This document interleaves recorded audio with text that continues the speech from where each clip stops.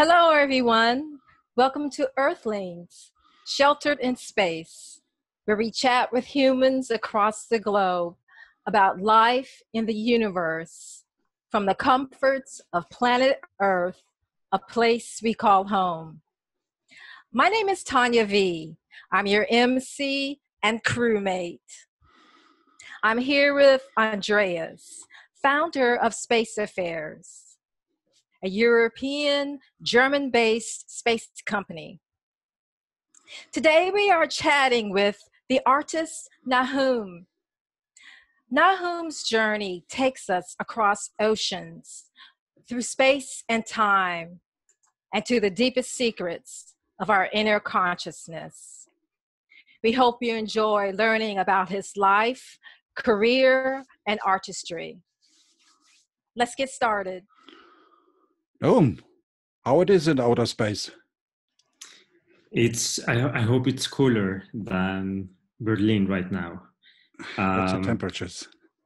Well, right now we are in 35 degrees in Berlin, and in space, it's a bipolar situation. Like if you're facing the sun, then you have like 150 degrees, and so you have to turn all the time. Yes, exactly. Like in space. Yeah, like because you have on the one side the heat, on the other side the shadow. Exactly. I mean sunlight and shadow. So one side is hot, the other side is in the same. One is minus 160, exactly. Yeah. Thanks for clarification. You're an expert, meanwhile, right? Yeah. Since you've flown things to the International Space Station, you know everything. Yeah. No. I don't want to know everything. That would be a very boring existence. But I can tell you about what we did in the space station in a bit. Later on, because we have a special section about it. Yes. Yeah. Nahum, tell us a little bit about you. Where you come from, why you are in Berlin, why you moved from Mexico to Berlin, and so on. Well, I was born in a valley. To now, this valley is named Mexico City, and I come from that land. I try to avoid using the word countries because I don't really believe in them. I think we can be more imaginative than that. But having said that, I have a very deep love and respect for that land. It's a beautiful place.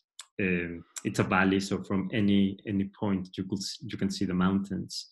And I grew up in a particular violent time in that city, so we couldn't really play in the streets, but we had many buildings and many rooftops. So it was really, really wonderful to grow up in my teenage years in rooftops. So I always had that perspective of looking at the mountains. Was that the reason why you felt more close to space, or first of all to the sky, so that you imagined there is something above you?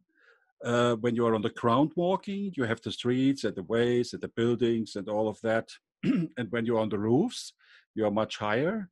You have another perspective. Exactly. So exactly, we had that perspective, and it was. I mean, of course, at night we were able to see a few stars, but we saw all kind of things happening in the skies, from birds, airplanes, lights that we couldn't explain back then, to thunderstorms. UFOs. We saw strange lights. I wouldn't say that they are unidentified to me. Exactly, that is. Because the most people don't understand that, right? When they hear the word UFO, that means not automatically that they are steered by an alien intelligence. Yeah, correct. They mean UFO, unidentified. That's it. Yes. And like seeing a formation of lights in 1993, it was really rare to see those things, and we saw them. But I mean, we saw birds, we saw the clouds, the rain. I grew up looking at the skies, and when I was living that, I wasn't aware until like now. I realized the impact that had on me. But then I grew up in Mexico City, and then I started to move out. I realized that that place was my comfort zone, and that I perform better if I'm out of my comfort zone. So first, I moved to different places, but I mainly lived in London, and I was working in theater, and I had a band. I was making a lot of music, and after that, there was another period of readjustments, and I was spending a bit of time in Moscow with you, and then having some exhibitions there, and then in Israel, and then I thought that Berlin would be a good place to be in. So how old were you? You were pretty young when you started your journey, right? Well, I don't know. Well, I don't know if I'm young now, but I started, I think, from 27 years old. I started to experiment things. Okay. Before, I was just very frustrated with my life in Mexico City. I mean, I was a computer scientist, so for me, the action was not in doing what today is one of the most common things. I really needed to find something special, and I always knew that I wanted to be an artist, but it was later in my life that I gave myself that chance. So it was really beautiful to make that decision once I was an adult, and not before. Are you a space person? And now I'm a space person, and we're in space. That's another thing, like, well, arriving to that awareness, it took me a long journey. I mean, we have to explain a little bit why we know each other. Only short, 6 years ago. It was 6 years ago, yeah? Yes. You popped up with a specific demand, what you wanted to do. We will talk in detail a little bit later about that, but only so that other people understand that we know each other very well since 6 years. So what you never told me, Nahum, in all of the time, when it started, not because of the new perspective, as you played with your friends on the roofs of the sky, but when it happened exactly that you thought about space. I mean, what was the point, the ignition? Yeah, there was a point. There was a clear point in my life, but before that point, that I will mention in a minute, there were many things. Some things happened. I remember my dad giving me the series Cosmos of Carl Sagan when I was like 10 years old, and then later in my early 20s, I rediscovered it. And every Friday night, that's what I would do, as any extremely social person. Friday night, I would watch Cosmos at home for years. So, okay, but the original one, yeah, with from Carl Sagan. Of course, with Carl Sagan, and for me, more than the amazingness of the knowledge that he was describing back then, it was his words. It was sometimes the script of Cosmos was pure poetry, and so that I think that subconsciously had an effect. But then I never thought that I would dedicate my life to space matters until much later, and by accident. I was working in London. I was running an experimental theater in a very large scale way called Shunt. And it was the wildest place in London back then. I'm talking about the year 2008, 2009, and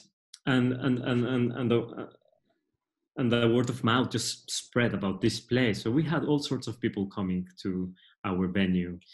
It was almost the size of a football stadium underground, under the city of London. And one day, I had a lot of people coming from the arts and science and technology circuit back in London. And there was this organization, the Arts Catalyst. And then they were working with International Astronautical Federation. So when they came to Shunt and they saw the work that we were doing there. Was that the Kosmica or was that no, this, or your own? I was more like an artistic director. So I was inviting other artists to perform and have concerts. It was a fantastic time, to be honest. But then people from the Space Federation heard about the work that I was doing in this place. They eventually saw it and they thought that space should be as wild and crazy and imaginative as that place. And they invited me to help them to set up a committee for arts and culture in space. Mm-hmm. So I was like, okay, this makes sense because I'm working underground and now I have an invitation to work very overground. And I like that, having those perspectives. So that's how I started. But the first times that I was going to meetings to the Federation, I was completely naive, and I just didn't know about the traditional. Why you thought you were naive? Because immediately one of the things that I wanted to do was to establish an ethics committee for space activities. Where? Yeah, so that was UNOSA. I mean, yes. The contract for using space for non-weapons and all of that. Yeah, exactly. So we're like, oh, it'd be really interesting to see the ethics of all these things, and of course that was not very very welcome in the beginning. And also I realized that I had to learn much more about that tradition, and where arts and culture are coming in terms of space discussions. So for some time I decided to shut up and listen and support a lot of work that was going on back then.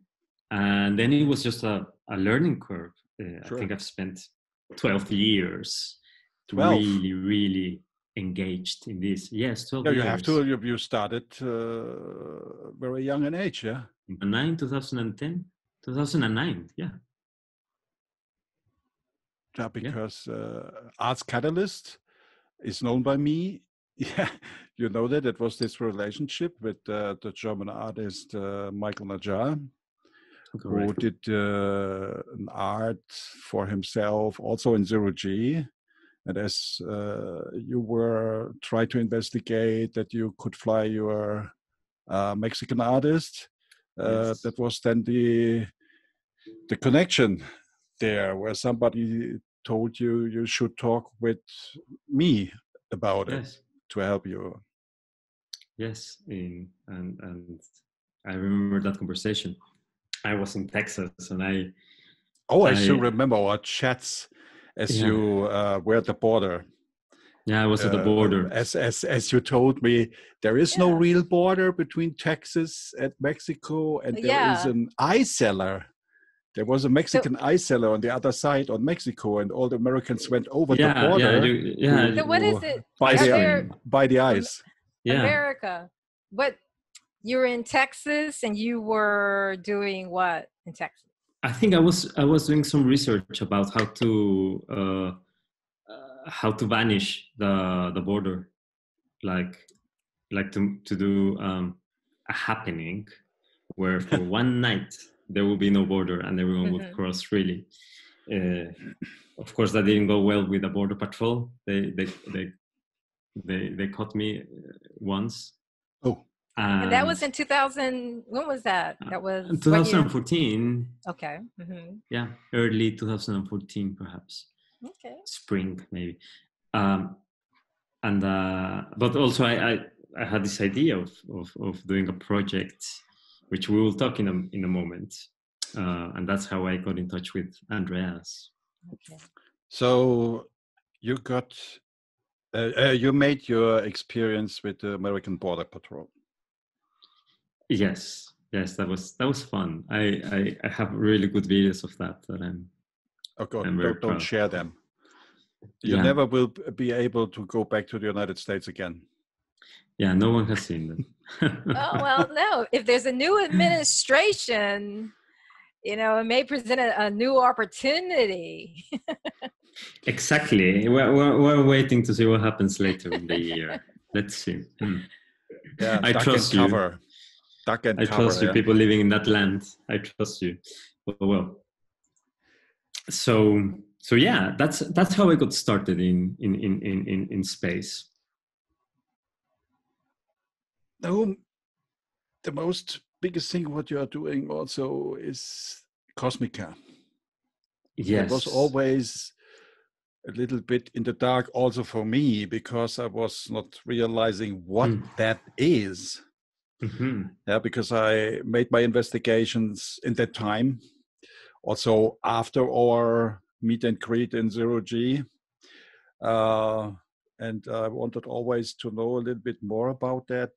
But today we have you in the room, and now you can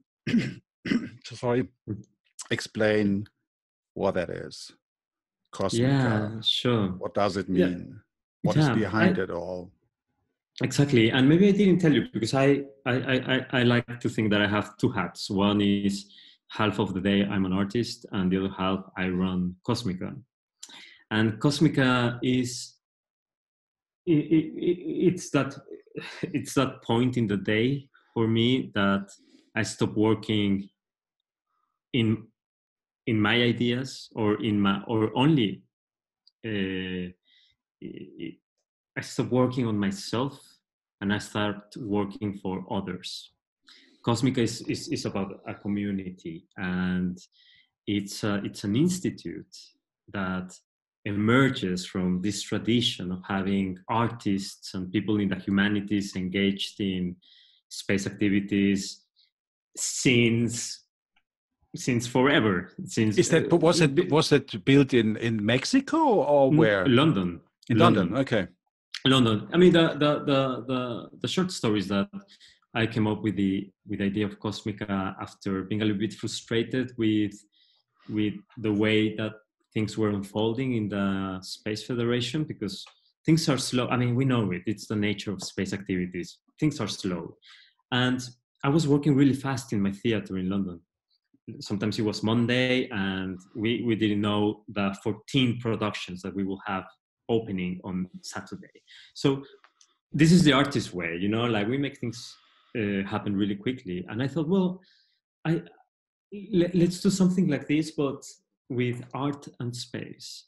So in a matter of a week, I had this idea of, let's gather every month and discuss a different cultural idea with the experts. So one night it will be, for example, dedicated to the moon, and there will be this artist that he crafted the smell of the moon, and he will splash everyone with that. And then this DJ that will be mixing frequencies of the moon live and have a little party, and all of this in a very social environment with wine and then Buzz Aldrin will connect. I don't know.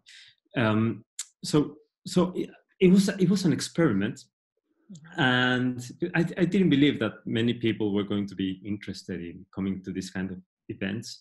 But then, to my surprise, wow! It grew, it exploded, and then Kosmica became what it is today, an institute for all the cultural, critical, and poetic aspects of space activities, of how these activities that we're doing in space have an effect in Earth's culture and also how we connect to the universe and to this planet. So, is that a dish? Is that a dish? Is that a big dish? Well, People, artists, actors, Yeah, musicians, where they're all of them mostly putting their creative people. parts in. Exactly. Okay. Exactly. It's about curating or structuring a community. Sure, You know, that like is this. not such. That is always not such easy to work with artists, especially Yeah. not when 10 different artists are in one room, and Yeah. you should think about the development of a foundation or whatever that could take even years. I think. Yes, but at least I'd rather have them in the room than, because these things are so specific, than having them scattered in the world. Like, how many people are working out there in exploring the meaning of touch in extreme environments such as microgravity? Well, there are 6 people in the world, like doing PhDs on this, about the emotional experience of physicality in extreme environments. So it's like, okay, let's put them together and let's do something. And all this work at the end of the day comes out as festivals, film nights, as educational programs. Right now we are writing a series of books about feminism, about decolonization. We make programs for future astronauts, but also for other communities that are, I don't know, that are struggling a lot with our current planetary systems. But So what is for you? about? Okay, go ahead, Tonya. Now, I was just going to ask Nahum, what do you think about global warming? Because the Kosmica Institute, it makes me think about, because you've done some work with refugees and migration, and migration, as it has been caused a lot by climate change, as much as it has been caused by war, and creating all of these humanitarian crises. Does Kosmica, does it play a role in addressing some of those issues as well? No, absolutely. Like, when I talk about, and I mentioned this before, we are in space, and what we're doing in this planet, of course, is a planetary space issue, and whatever. It's very interesting when you see the history of ideas, and I wish we could have enough time to go in depth, so I'm just going to mention it briefly. Like, we tend to project certain ideas into the future. Right now we talk a lot about colonizing outer space, or we talk about mining. Yep. And making profitable space exploration, which I understand the principles, of course, but if you see, it seems that we haven't learned from the history of our planet, and when we speak about terraforming Mars, to me it feels that we haven't reached that level of sensitivity that we need to make that decision, when today our planet it's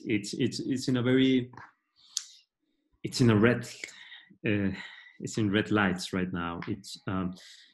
So Earth is a huge topic for us. Earth as the non-human world, but also the human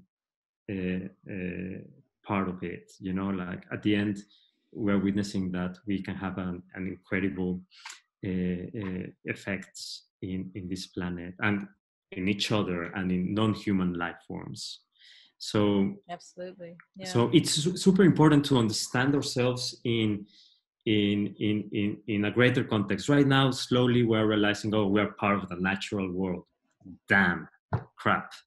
Like, if we throw plastics to the ocean, then we find plastic in in the milk, that breastfeeding milk, then you can find their microplastics. But we have to push this mentality even further. You know, like if we start like messing up with celestial bodies and altering celestial masses here and then you know, in a few generations we will be talking about the anthropocosmos, you know, an era of human interference in our solar system or even beyond. And it sounds speculative, it sounds futuristic, but what it's not speculative about this is the way of thinking, because that exists. Right. And today we're seeing the consequences of that thinking. So it's important to address it, and I'm very happy to see that different groups are addressing it from their own niche or their own field. Mm-hmm. And it happens that my field is space, so I will address it from there. So, you know, Jim Lovell, you heard the name, Jim Lovell? Yeah. Okay. He was once asked, as an astronaut, which celestial body he was most interested in as he was thinking about to go to space. Is it the moon, the Mars, or the asteroid belts, or Jupiter and Saturn? And his answer was easy. You know what he answered? Say it, please. Earth. Earth, of course. It's a home. It's the only home. Yeah. What humans have, like Carl said, in the pale blue dot. Exactly. So I'm also in that opinion that until we will be not able to fix all that problems what we have here on that planet from all kind of sources, not only environment, also cultural and all of that. We will be not able to be a space-faring civilization what will break out to space with a generation starship or whatever to visit Alpha Centauri. Yeah. Yes, absolutely. And again, it's. I mean, we saw it a couple of months ago, I believe, the SpaceX launch. And at the same time, I mean, sometimes it's important to see the big picture of what are these things happening and under what context. So we saw, yes, something technologically great happening. Were sent into outer space, but at the same time, the US, they were having huge protests for the Black Lives Matter movement. And that was happening in that context. And then it's like, okay, let's sit down and let's see the symbols of what are these missions. And then you see, well, these things are let's say things as they are. They are white, they are patriarchal, they are nationalistic.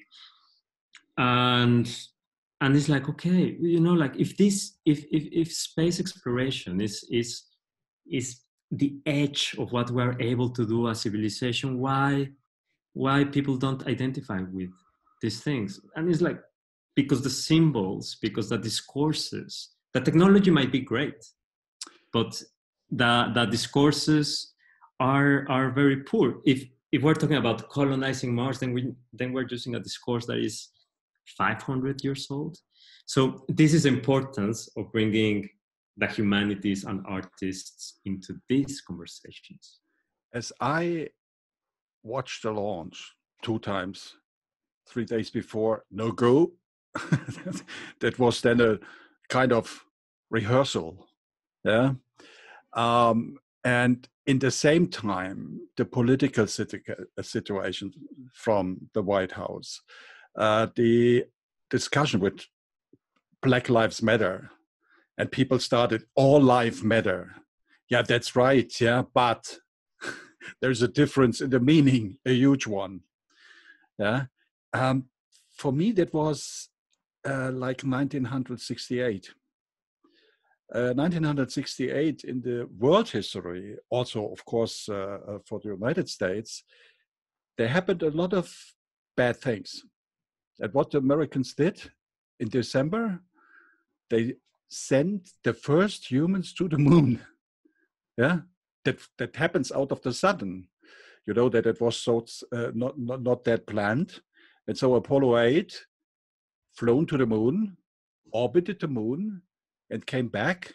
And there was some situation at that time. No email was existing, but they checked the telegrams what people from the United States sent to NASA, and the Public Affairs Office, they choose the best one, what they found with quotes.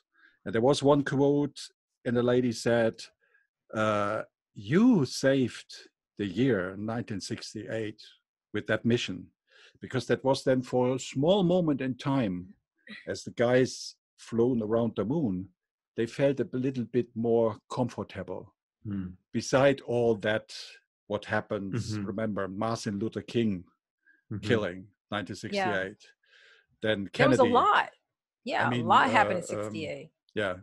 That Zeppelin came to America in 68.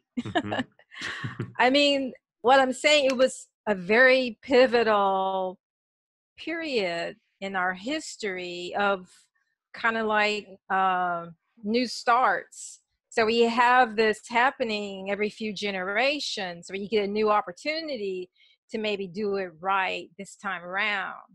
You know, how I think Kosmica touches base on that is it gives us an opportunity to rethink this whole thing about space exploration and the human experience in space. It's not just about war, you know, because that's kind of where the space industry started, was with rockets intended to bomb other countries. I mean, but they took the technology and they turned it into something else.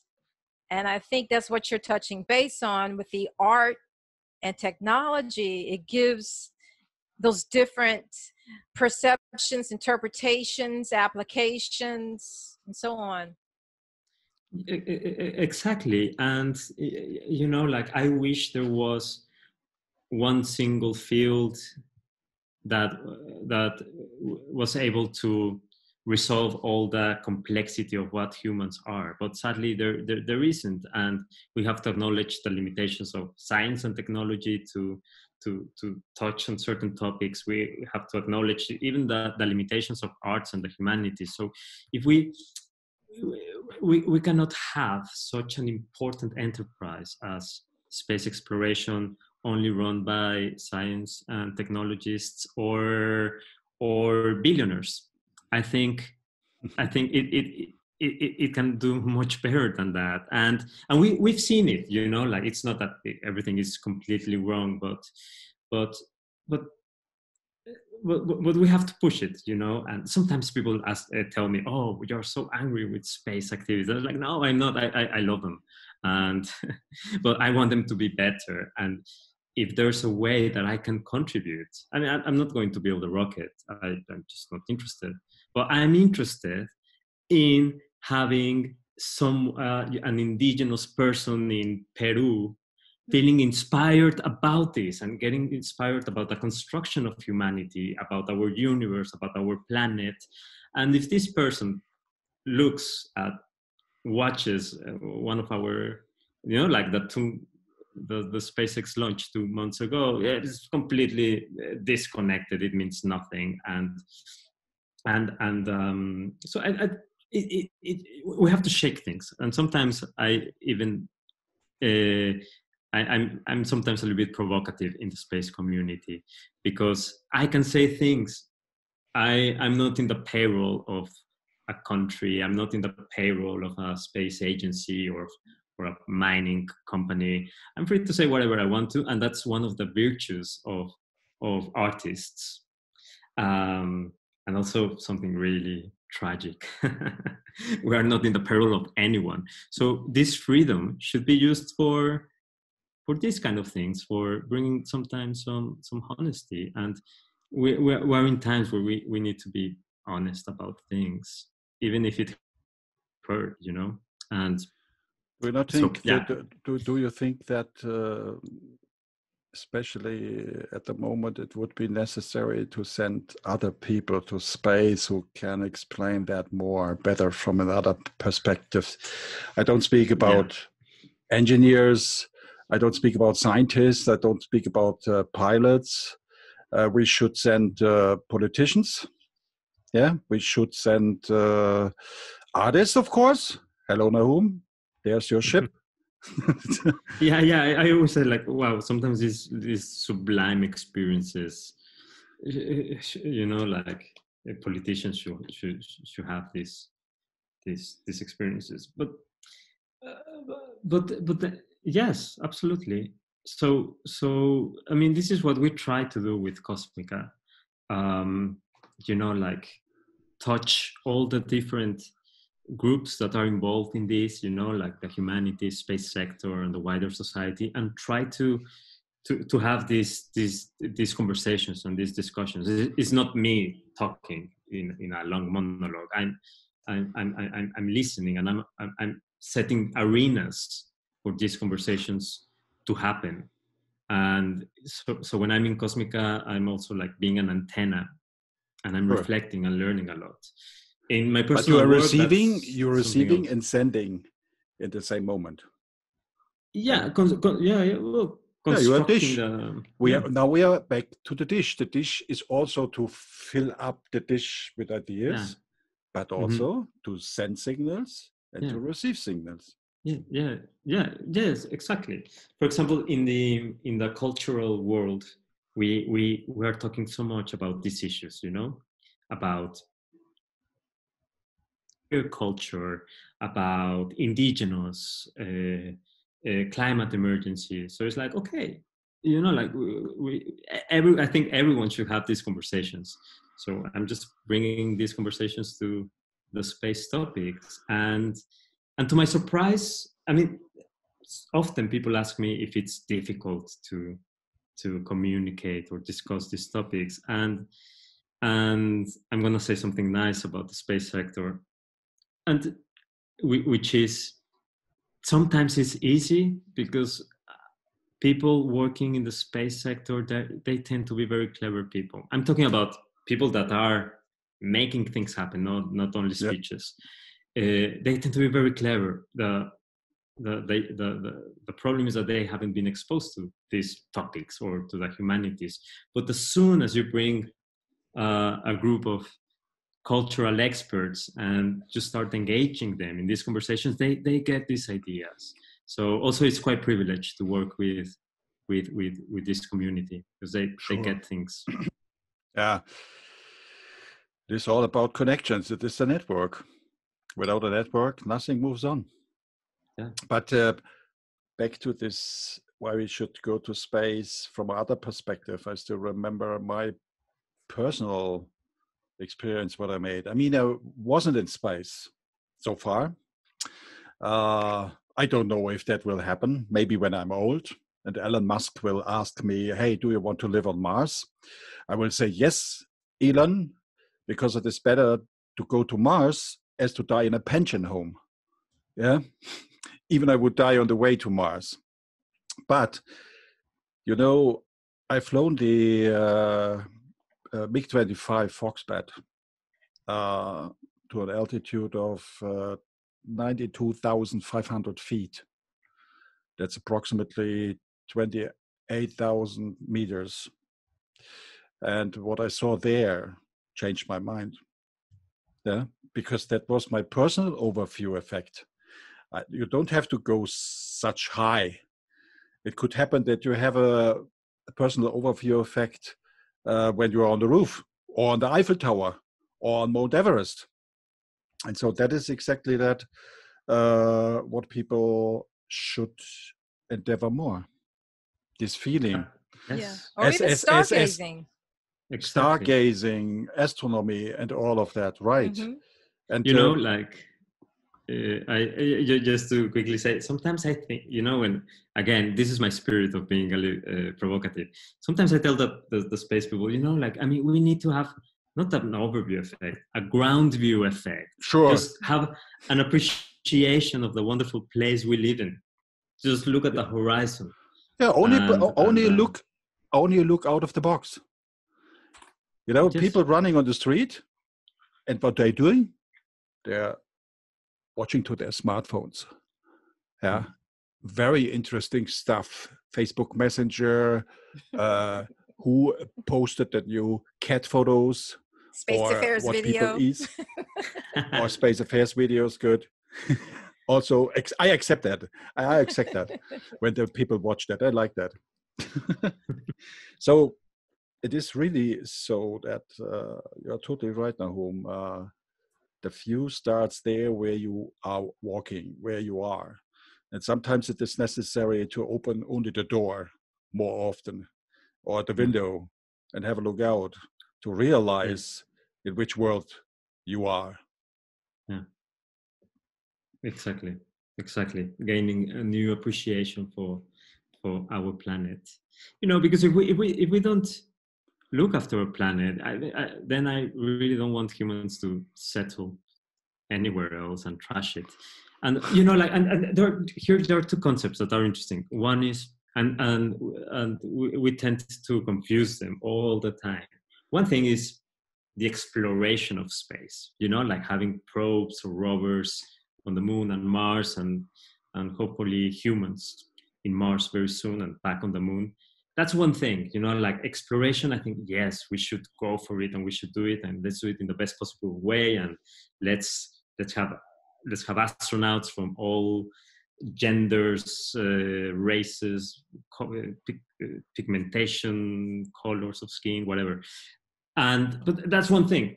But the other thing is human expansion, you know, like having people living permanently on Mars by the thousands. I'm not sure we should jump already into those ideas, into the human expansion. We need to ask why and how we are going to do it, because that you can see the every time that they talk about these issues, you can see the underlying colonialistic tones of those discourses. So nothing changed. Nothing changed. One thing that I'm a big proponent of the growth in the commercial space industry, because I think that it's a way to uplift people out of despair through education, the STEM curriculum, where you're teaching people who, you know, now the graduation rates for inner cities, Hispanics and Blacks are so low. So few Black and brown people are graduating from high school. But if we focus our economy on the space economy, creating things centralized around that, which is a universal platform, maybe we can create more jobs, more opportunities, educate more people. Maybe people become more excited about it just because it's about space. Well, Tonya, yeah, I mean, this is. I'm totally surprised. You understand the project Moonhut. Okay. Moonhut is a project what I'm attending since 3-4 months, and 2 weeks ago we made a talk with David Goldsmith. He's the founder of it, and that is exactly the reason why that project is existing. What Tonya now explained, with doing more jobs, finding new ideas, new collaborations, new kind of network, and all of it. Yeah, well, that's Kosmica too, though. You know. Okay, let's take Kosmica and the Moonhut together. Yeah. Probably that will work. I'm not sure. Yeah. Okay, go ahead. Yeah, and there. Yeah, I think. I mean, there's nothing wrong in those ideas. The only thing is that, again,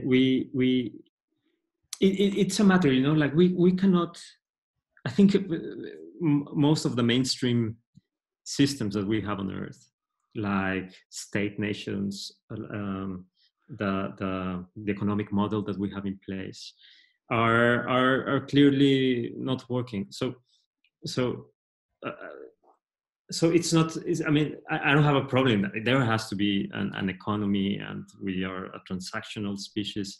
But there could be new models that are yet to be explored. So before jumping into space economies with a current system that we have in place right now, which we can say, it depends on slavery, it creates huge inequalities, etc. Right. I'm suspicious about it, and again, I'm not an economist. I'm not an expert. So if there are some economists listening, I can only speak as someone that lives and experiences the devastating effects of that system. So I'm speaking from that perspective. Yeah. Also, yes, of course, we need more science and more people in engineering, but also we need philosophers and we need poets. And yes. And I feel a little bit sad every time that I hear that, that the country says, oh, we need more people in this kind of jobs. And it's like, well, let people decide what they want to do. I mean, I'm perhaps I'm being too romantic, but I think freedom is a beautiful thing. And why I've been free. I worked really hard for my freedom in the last decade, so I don't see why people shouldn't experience that instead of being part of a major system that it's imposed on them. So space is liberating. Space is liberating. If you can feed that passion you have about space, and you learn about space, which is science, it is liberating. Sure. And it inspired you in your artistry and your creative passions. No, yeah, so I'm just thinking true. about the guy on the street, your average Joe, who probably thinks he doesn't have a future. Maybe if he thinks about space, it can open up a whole new perspective. And that's just Absolutely. what I'm saying. That's mine. Absolutely. No, I agree. I mean, I always say that the three fields of humanity that go as deepest as we can go into the fabric of reality are the arts, second, science, and perhaps philosophy. Like, I think these three disciplines go, go steep, where these are the fields that are pushing our human horizon of understanding. And I think it's one of the most beautiful things that you can do in your life. So yeah, that's I agree with you. We will come to a specific thing what you do to influence other people probably a little bit later. You know what I mean? I mean, follow my voice. I know. As we spoke several weeks ago, first you mentioned a very interesting thing. That was, as I asked you about if you worked with refugees. Yes. We are in Germany. Germany took a lot of refugee families from all those countries who are under pressure from war or economy or whatever else. And you talked a little bit about it. So yes, what was that especially what you did? That was in Berlin, right? We have done it in Germany and also across Mexico. Okay. So we've done it here in Europe with refugees, and in Mexico with migrants that are trying to cross the country in order to reach the American border. I mean, it started from, like the current system has been telling me that I've been a migrant for the last 13 years of my life, that when I move to this country or to this other one, that I don't belong there, that I need a special procedure. And I am a kind of how can I say this? I'm a kind of, as in my quality of as immigrant, I have a good status because I have studies and I can live by my own means. So I'm a privileged migrant, and I'm aware of that. But then when I moved to Berlin and I saw the refugee crisis, these people were really not as fortunate as my story. Still, I understand their journey and how difficult it is when everything around you tries to give you this reminder that you are not from here, you don't belong, and we will decide if you can stay. If not, we will kick you out. How you made that? How you made that, Nahum? I mean, such people. So I started investigating weeks and weeks and weeks. Yes, on terrible conditions on the way, let's say, to Germany. Yeah. Yeah, they walked. Via boat, many of them railway, they just by walked feet for months, and all of that. They have so much fear. They don't trust other people because that is their experience the whole time. Not only in their in their country, also on the way to it. They came to a border. They were kicked away. Also with the European Union in Greece, Turkey, Greece. That's a huge problem. However, some is hundreds of thousands. I think it is meanwhile 1.5 million or something like that. Millions. Covered shelter in Germany, and you met some of them. Exactly. How you get in contact with them? Well, I was when I moved to Germany, I knew that I had to contribute to these lands issues, and back then there was a huge issue, which was these communities that were arriving and that they were in shelters. So we started with the Kosmica team. We started investigating ways of getting engaged, and I did. And little by little, we came up with this idea of, okay, let's be with them, and what can space contribute to these communities? It's very hard, and of course, this is not a magic wand that where we gave them something that changed their lives. No, but I think we did something very special. Like the idea of these activities that we do for refugees and migrants is called Kosmica Journeys, and it's to support them in how they reframe their current living conditions. For example, they have been displaced, or they have left what is their home. So we just try to bring the cosmic perspective into things and say, it doesn't matter where you are, you also belong here. And yes, we know that your journey is very difficult, but we want you to know that there are people like us that believe that this is your home, and we will do our best to make you feel at home. So in these activities, we had many workshops about the meaning of home, and also like some fun activities like making space flags, but not is this a country. This picture here, what we have there, that it seems like a water rocket or something. It's a like water that? rocket. It's a water rocket. They built it by self. Yeah. They did it. And I think that was the first rocket what they ever built. Yes, of course. They did. They were very interested in that.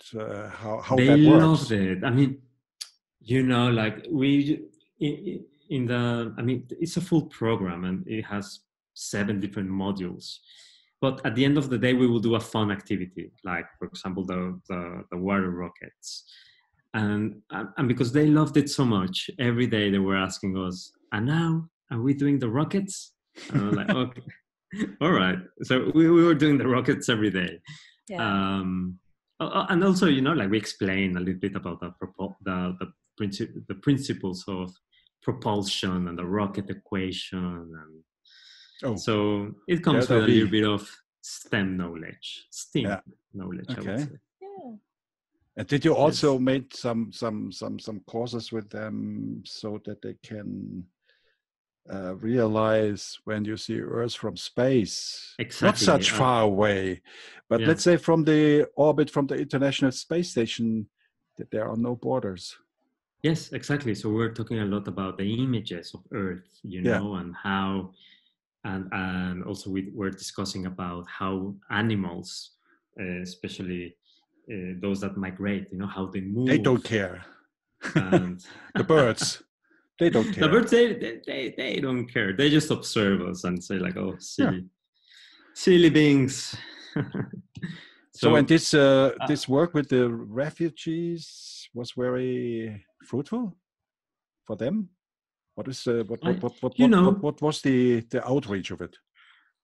I mean, we will need to fast forward time to see what was the benefit. But I'm sure about one thing. When these kids grow up, and once they I hope that they will have like a decent and normal life in Germany. I'm sure they are going to remember that when they were in the shelter, there were people, local people, that cared for them, and that they were supporting them and playing and sharing what they knew. So for me, that's the true value. Some of them will remember the space and the science and the wonder. Which probably one of them, we got the chance to visit specific schools, learn a lot. Yes. Maybe some days in the future visiting a university, aerospace, and developing a new kind of engine. These are seeds. To cruise more fast through space. Yeah, exactly. Who knows? These are seeds, and you don't know how they're going to, what kind of they're going to become. Just a matter of waiting. Is this something you're going to continue, maybe in different places around the world, because the refugee issue is global, right? Yeah. So we started extending the program. For example, in December last year, we did it with kids that are growing up in violent places in Mexico, in small towns where the level of cruelty is extremely high. So we did a series in 5 community centers. That was a huge project. So, I like to think that Kosmica, of course, needs to care about the artists and the future astronauts, but also in people that are in vulnerable situations. It's every organization should have that section for supporting people that are in very difficult situations. Why not Nahum? Because that is a way what is still worth it, in my opinion. Why not to do something specific? Because they are humans, and they are not guilty in that because of some politicians or warlords or whomever play their shitty games. Yeah. These people, they didn't decide to be born in those conditions, or with that skin color, or with that cultural heritage. Maybe you can use that now a little bit with these people who are responsible for such crisis, that their own citizens are penetrated and bombed and all of that, so that they only have the opportunity to leave their own country, and that is counterproductive for any country. When the citizens are the citizens have the only hope to leave their home, to go somewhere else. I mean, we are not a dreamland here in Europe. Yeah. So, but 1000% more better as that what is going on in Syria or in some other countries in Africa. And so probably you can take this responsible people on a voyage hypnosis. Yeah, they It forgot is that also they're human. yeah, that is also a specific thing what you do, Nahum, and I'm always was asking myself what that has to do with space. Can you tell a little bit about it? Yeah, well, it's I learned hypnosis many years ago already, and at the end, hypnosis is like, it's like a tool for the mind. And I was always very skeptical about these things. I'm still, yes, I'm an artist, but my rationality is really extreme, and I come from engineering, so I was very skeptical. However, there was curiosity about, like, does that work? What can we do with hypnosis? So I studied it. I went to a school, and every day I was just like blown away by the things that I was witnessing. So I realized that that there was potential with hypnosis, and I started again going back to a place where I feel very comfortable, and that is theaters. So I was hypnotizing people in theaters and inserting in their minds. I mean, sorry to ask you now, from one day to another, you were able to hypnotize people? No, it took me years. I mean, when I was in school, from day one, you have to hypnotize your colleagues. But I think it took me like 2-3 years until I was doing it publicly. Okay. But yeah, like, I mean, I remember the first show that I did. I was really nervous. I was like, oh my God, this is not gonna work. This is So the outcome fraud. was not such good. You know, the imposter syndrome, like, yeah, like, what am I gonna do? So I was like, okay, yeah, there's nothing I can do. People are in the theater. I just have to appear and try this thing. So I started like speaking to them, and then I started seeing the reactions, and the typical things that you see when someone is hypnotized. And I was like, oh my God, there are many people really hypnotized here. Are you? And then you feel the responsibility. You're sure that is my question. When you saw that your words or whatever you did with them take them to another level of existence, because of this, from the science, it is not real investigated until the last piece. I mean, did you have the fear for self as you saw, oh God, these people are now under my control, and you have to take them back? More than fear, it's also like the amount of responsibility. Yeah.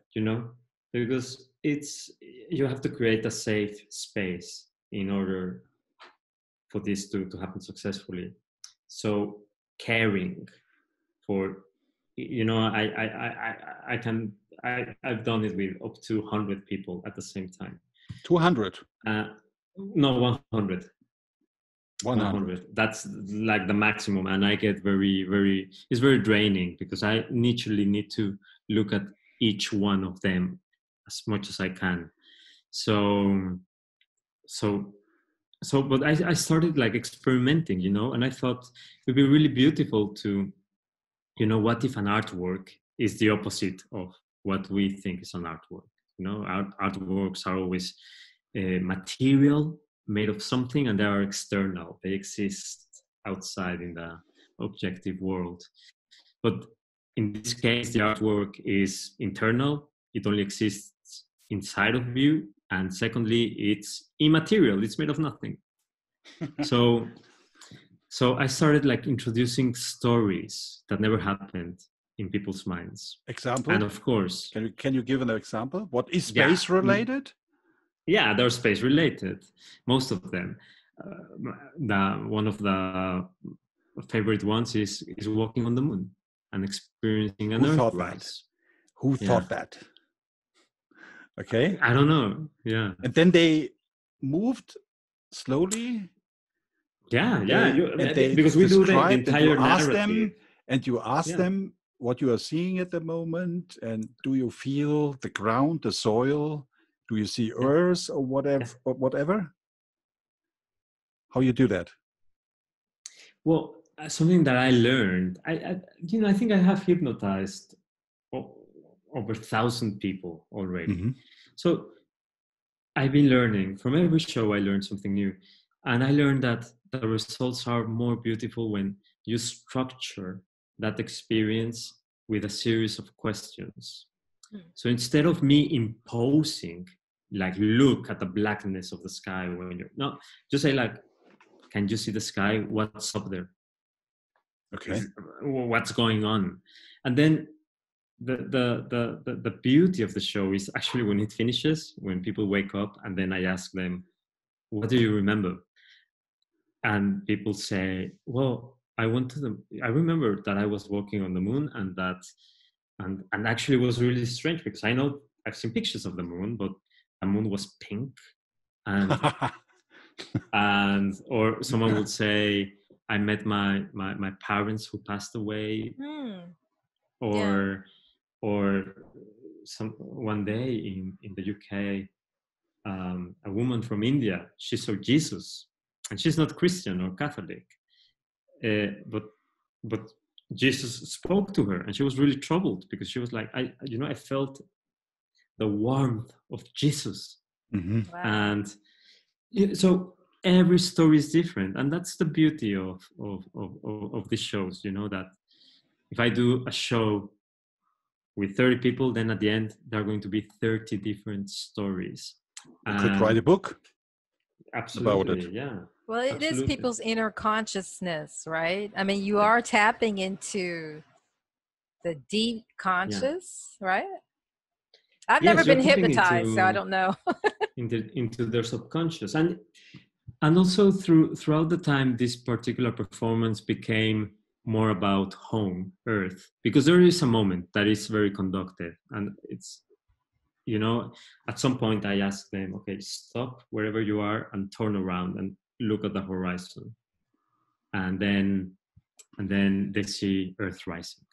So I provoke a reflection about what is that place and what is home. Is it here? Is it there? And that's a really moving place. So we discuss a lot about our planet in this show. So, and these people, when they leave, you influenced them a bit by self. I know, I mean, not by you. They feel influenced by self. Like that example, what you said with this woman from India, what was not a Christian. And then she had a conversation with Jesus. And she could not realize that, how that happens. Yeah. For her, it was a surprise. So is it allowed to do such mass hypnosis? I mean, it depends on the country and on the regulations. Like it depends. In the UK, they have the Hypnosis Act, so we need to request a license, and I need to have an insurance. In Sweden, we need to speak to get a permit from the health ministry. It depends on the country, so we always have to do it according to the regulations. And what about Germany? In Germany, it's not regulated. So you can do that without permission. Yes. Wow. Yeah. That for Germany, everything is regulated. I haven't, I've done it in theaters here. We have investigated, and and every time it's like, no, it seems, and I'm suspicious. There must be somewhere a regulation, but we haven't found it, and we have asked authorities. Maybe But it is everyone's so like, because you are not using that for medical treatment. well, yeah, hypnotherapy is Because is this another is universe. something Yeah, different. that's another thing. That is something Yeah. different. I mean, now from psychology, point of the view, when But people stage hypnosis is regulated in many countries. In Germany, we don't know if someone listening, and if you know if Germany is regulated, please let me know, because it's been a puzzle. Sure. I have a question about the hypnosis. You said that the experience with most people, what they remembered from the hypnosis, were most of the memories positive?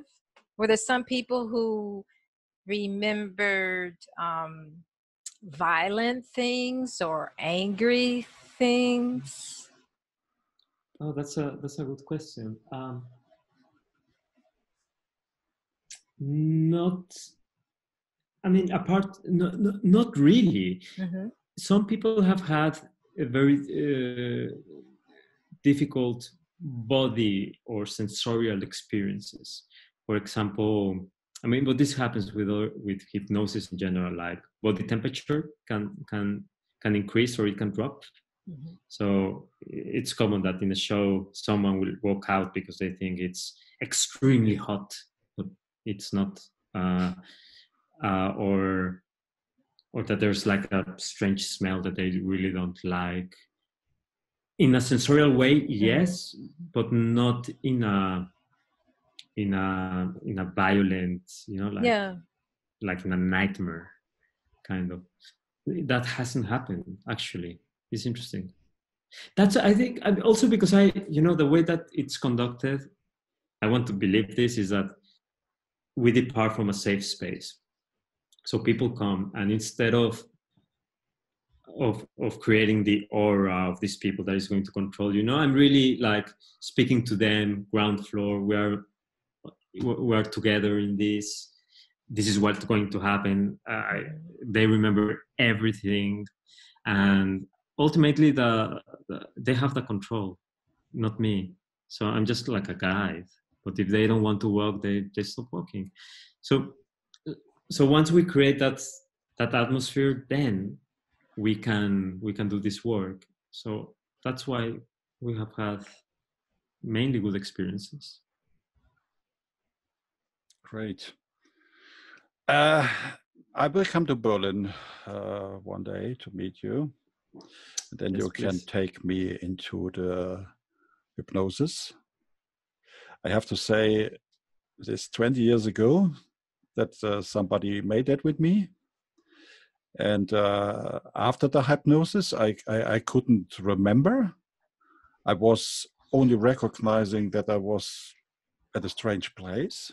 And the person said then to me, you spoke about Atlantis. I said, what? Yeah, you walked on Atlantis, the famous Atlantis. Yeah. And I said, what? Yeah, you are 15,000 years old, Andreas. I said, what? Oh, I'm looking good for 50,000 years.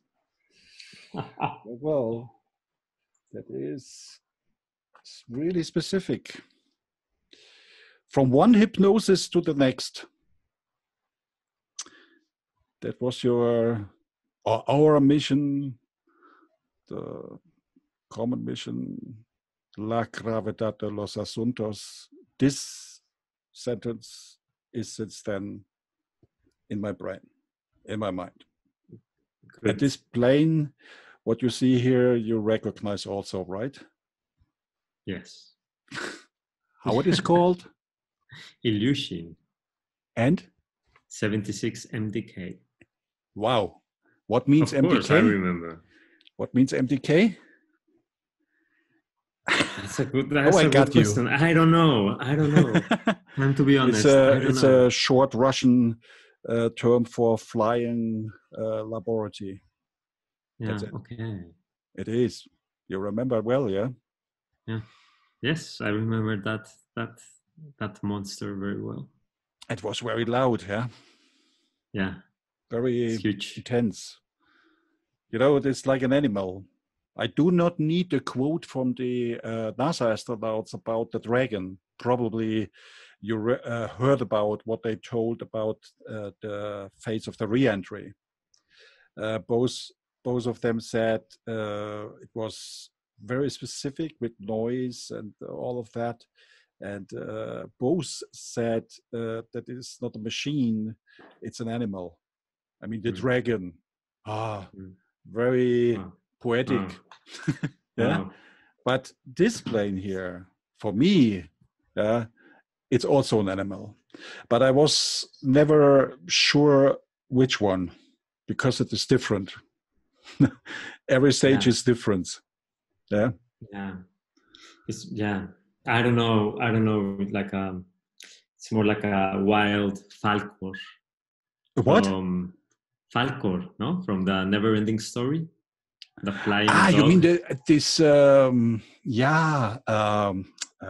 Falcor. Yeah. But I'm thinking about what kind for an entity that is. It looks like a dog, but it isn't a dog. Yeah, it's a Falcor. Like yeah, it's a never-ending story. Yeah. Yeah. Tell us a little bit how you came on to the idea with 8 other artists, because there were 9 artists plus 1 scientist. Yeah. And you came on to the idea to say we need to do something special in 0G condition. What is not 0G? Everybody knows that it is microgravity, but it sounds well. 0G sounds better as 0 weight. What it is indeed. Yeah, but 0G sounds better. Can you tell a little bit about it?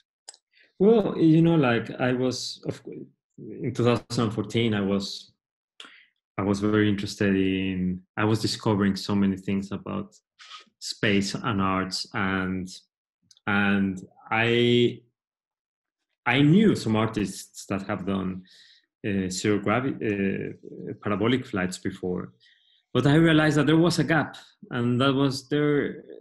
All of them were Americans or Europeans, and I thought, well, Brazilians. Let's bring some Latin spices to this tradition of parabolic flights, and there was a concept that I was studying because I knew Miguel Alcubierre, an incredible scientist.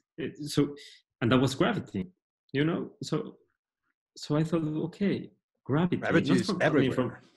It's everywhere, but it's also culturally is everywhere.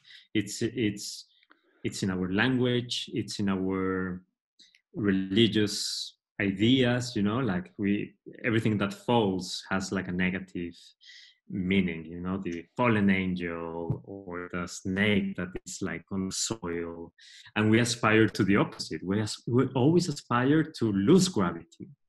You know, and that is ascension. So we wanted to explore like the cultural ideas behind gravity, one of the most important forces in the universe, but also one of the weakest. But how to explore gravity when it's a force that you always experience? Well, it happens that being in microgravity is the solution to have that perspective. You see, I like to position myself in different perspectives to make work, and then the quest for finding a flight started, because I still remember. Yeah, it was extremely complicated because in my vision I wanted to invite other artists, and we wanted freedom to do whatever it was needed to make the projects, and dealing with other smaller aircrafts was practically impossible. I mean, in La Gravedad de los Asuntos, Matters of Gravity, we had a piñata that we Yeah, smashed. we'll see that later. When you look to the left, you see a little bit from the video. Excuse me for the frames per second, but that is not my fault. It's a technical limitation of Zoom. Such things, Zoom is only broadcasting with 15 frames per second. That's it. But you see here, you remember that well, that was the briefing. That is a briefing. Yeah, that is the briefing. You remember that guy here on the left? Yes. Yeah, you remember him? Pavel. And that you remember also here, yeah? As you saw exactly. that, this on the dust on the back window of. We were inspired that day. Absolutely, I still remember that. You were running around. I called home and said to my people here, it's like I'm feeling like here in the school. They are running around with big eyes everywhere. They see everything. They want to endeavor and explore each corner. I still remember that as we waited in the at the GCTC the outbound, and you walked around. And one I remember also, that was the leaves. Can you remember that? Yes. That was September, and the first leaves were falling with that specific color. And you said to me, or the other said to me, "Oh, that is very specific here with the leaves." And I said, why? Yeah, we don't have that in Mexico. With these leaves. Yeah, they're always green. And all of that. So it was a huge work to put you guys in this condition and also in this plane. Yeah, you remember that well. Yeah. But I liked it. Even it was such hard. You still remember that it was at the beginning. It was not clear as you popped up in June 2014, and then we said, okay, let's see what will happen. And so we did it in only 3 months, but it was a huge work to do on both sides.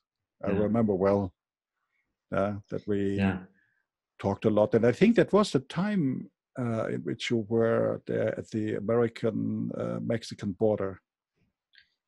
Exactly. We spoke a lot. Yeah, we spoke a lot when I was in Texas. But then you made magic real, and we flew. Sure. So how many flights did you take? It was one. We did 10 parabolas. Okay. Yeah. And so it's 0G. See, I'm trying to understand. There's 0G, normal gravity, and double gravity. What is all that? Who should answer, you or me? Yeah, you're the expert. Okay. Tonya, you are sitting in Manhattan. You are sitting at the moment in Manhattan. You're sitting on a chair. Okay. So this is Earth's gravity. That is called 1G. Yeah, 1G. We will not go too deep in the physics of that, how that is and why that is. But I made by the way, and I will link that in the description, several weeks ago, I made an explanation video about 0G. Mm-hmm. In a 0G flight, you are in a specific condition, and you have to understand, just a moment, I have to stop the video here for a moment. You are flying normal, as a plane, and then from 1 minute to another, the pilots will throttle up the jet engines, and the nose will go up in an angle of attack of 47 degrees. So, and now we have the situation that everything what is on board is 2 times heavy as when you are sitting on your chair in Manhattan, there where you are sitting now. Let's say you are 60 kilogram, yeah? Under 2G, you are 120 kilogram. That is coming because you are in a 3D airspace. So 3-dimension, yeah? You have height, you have depth, you are forward and backward and left and right. An airplane is always moving in this 3. It means when it goes up, in the same moment it is going also flying forward. And what happens then is that the center of gravity, what is normally below the plane, is going to the center, and out of that we have this 2G, yeah, this 120 kilogram or 2G phase. So Nahum, you remember that very well. The 2G phase was not such easy, yeah? No, both things. Your body. These are experiences or environments that your body doesn't know. So your entire system goes kaput. Kaput. Yeah. Okay. Yeah. Yeah. So we see that here in the video, by the way. This is a sequence, I think that was the first one, what you did. And that was totally chaotic. Yeah? All scripts, what you guys wrote, what you want to do, what you want to show, everything went into a huge mess. Yeah, but yeah, exactly. But that's the good thing about planning. Then you have room for improvisation, and at the end, I think most of the projects were successful, and we produced really interesting artworks. So, Tonya, back to the parabola. The 2G phase goes up. What then happens? The pilots reducing the thrust of the engines and pulling the nose a little bit down. From that moment on, it's an unpowered flight. It's free fall. Everything what is in the center of the plane get weightless. Not, and that is the case. It is called 0G, and that is a little bit disturbing some people because gravity is always there. Yeah, this is then a phase from 20 seconds because the plane is falling with the same speed as gravity is pulling it, and everything what is inside of it is falling, and out of this we have the zero weight. The mass is still there. Nahum, you remember that you knocked sometimes with other people during the 0G phase, and you felt that the mass is there because it hurt. It hurts. Yeah. And this phase is taken approximately 30 seconds, and then the pilots throttle up the engines again and pulling the nose up, and that is then again the 2G phase, the double of the weight, and then it is going back to normal horizontal flight to 1G. That is a parabolic flight. It is a little bit more complicated from the science and from the physics point of the view, but I think I hope I could explain you a little bit 1G, 2G, 0G, 2G, 1G phase. No, I got it. So you did that 10 times. Yeah. Yes. Yes, Not we did 10 times. Directly behind each other. So it's between each parabola, there were a break of 3 minutes. Oh, okay. Still not very long. Yeah. So they could then rearrange the cameras. I still remember that was a flight. I was feeling like in a film studio. They installed, I don't know, 40 digital cams, Nahum, or whatever. 50. 50? Yeah. With a manual, including iPads and cell phones. We had 50 cameras, yes. Here you see somebody that is Marcella, I think, yeah? Almost. Yeah, I mean, I see many people now. Yeah. You remember them all. Yeah. Nahum, yeah. Are you in contact with them? Oh yeah, all the time. Right now we are doing some projects with Marcela and Gilberto. I'm working with Ale. Yes. Yeah, and you see that is really funny. Zero G is like a specific drug.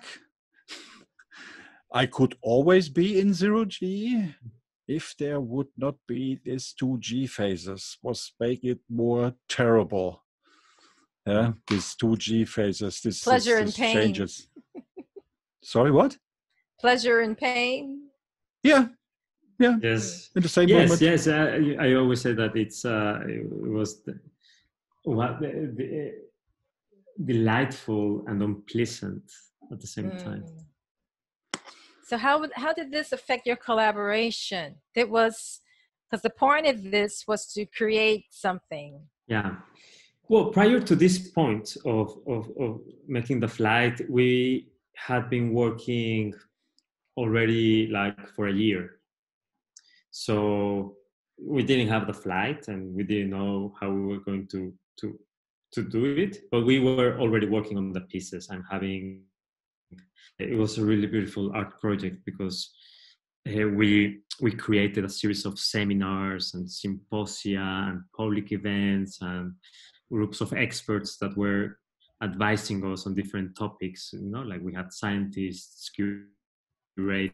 So when the opportunity was there, we were conceptually ready for the artworks, but yeah, we need to resolve them in a more practical.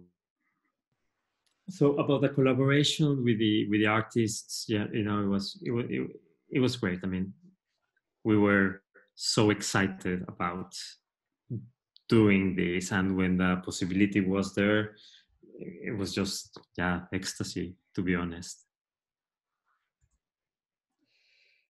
And you built a special thing. Yes, and we have that, right? That's a piece called Supernova. Yeah, why you call that? That is a piñata, right? Yes, that's a piñata. And so piñatas in Mexico are not horses; they are actually stars, like this one. So we thought. It is always when we see American movies about Mexico, the children clumping on horses. I mean, maybe in the north. We need to check that. But in my lifetime in Mexico, I've never seen a horse as a piñata. As this piñata looks, that is the original Mexican piñata. Yeah, that's the piñata. Yeah, I mean, today we also do some very interesting ones of politicians' faces. It's just feels good, but this is a traditional one, which are stars, and I mean there are many symbols. Like every spike symbolizes one of the scenes, capital scenes, and then you smash them all, etc. But in this case, we just took the image of a star that is floating in microgravity, and then when we smash it, it creates a supernova. Yeah, so, but that was not such easy to crash it with zero G. Because Newton got in his way. Why that doesn't work in zero G, Nahum? Yeah, but like it would be good if we can. Do we have the video somewhere?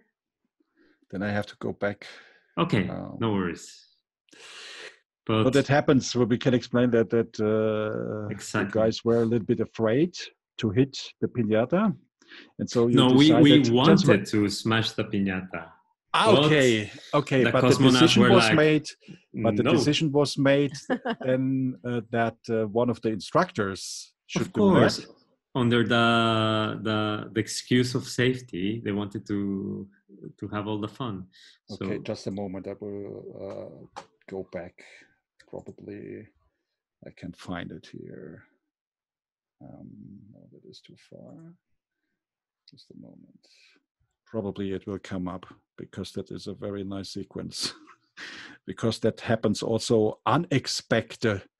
That there was a sound like, Houston, we have a problem. Yeah. So is this something that you may revisit, since you're still in contact with your colleagues on There this it is. project? Just a moment, Yes. Tonya. You might do this again. Keep it in mind. Keep a question in mind. I found this sequence with the pinata. Okay. What Nahum mentioned. Here, now it comes. There it is. You see the pinata is hanging. Now 0G. And the instructor using the stick and want to smash it. Bang, nothing happens. Because that is not possible to smash it in 0G. Yeah. Yeah. So but later when we were in a period of 2 gravities, he stood up and he smashed it. Yeah, under normal gravity. Happened. Because it is simple, when you hit in 0G an object with another object, the force is equal. Yeah, that's the physics. Oh, wow. The force that's is the equal. way to peace. That's global peace. Yeah. Kind of. You see it also from the other side. You see the guys are flying. Yeah. And then you see on the right side the pinata coming in. Now it's coming in, it's hit, but it was not destroyed. It's moving away. It's the force, it's the mass. The mass, one mass hits the other. The force is equal. It's pushing away. That's it. Correct. Nothing happens. Yeah. That was the first pinata in 0G ever. Yeah. Of course. And I saw a pinata then last year again in a advertisement movie of Red Bull. I saw it. You also, I think, yeah? Yeah, sorry. Yeah, well, I mean, I don't care. I'm not into this culture of first things. No. But only to mention that. Yeah, only to mention that.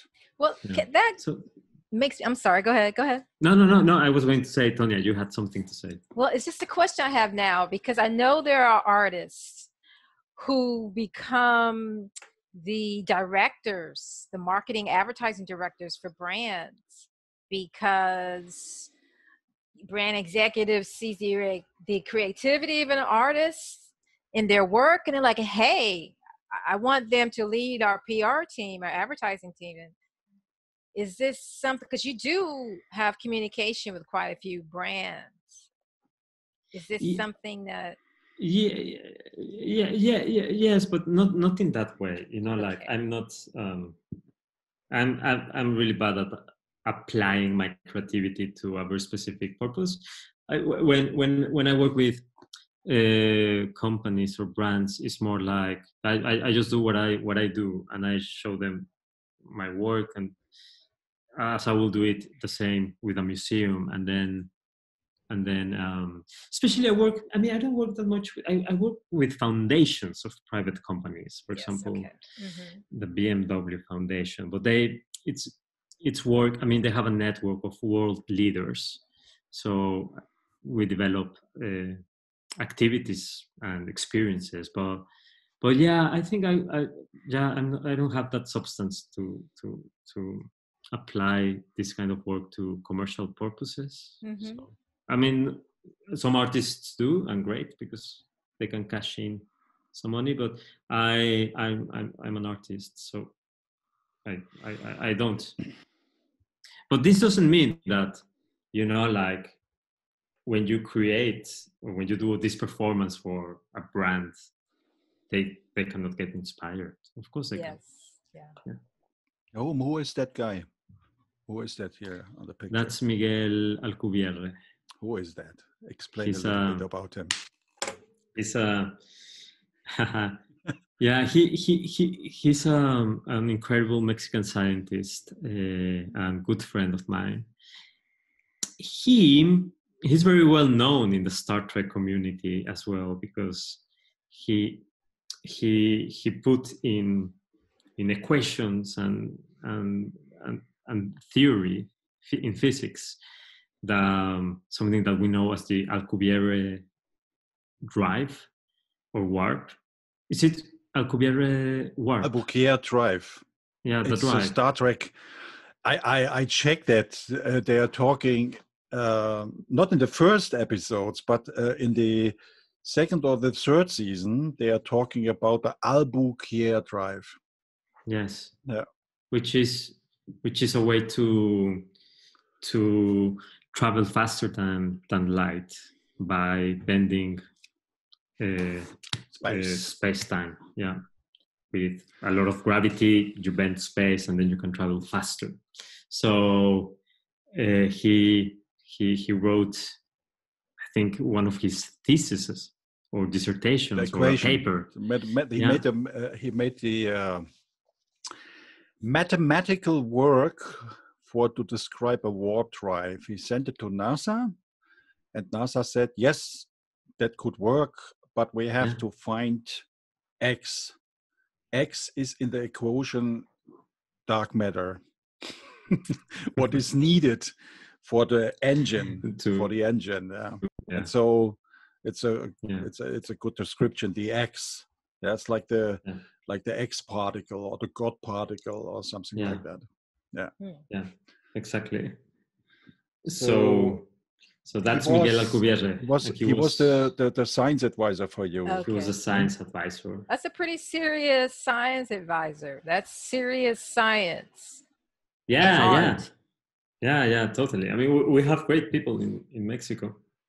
And I'm not being nationalistic, but I'm really proud of people like Miguel. So. Yeah. And that was after the flight. Mission accomplished. Yes. Mission accomplished. And I think this picture is retouched because many of us were green afterwards. No, that's original. That is original. It was done. We were more. Yeah, you remember there was this session in which you received this certificates, and that takes 20 minutes.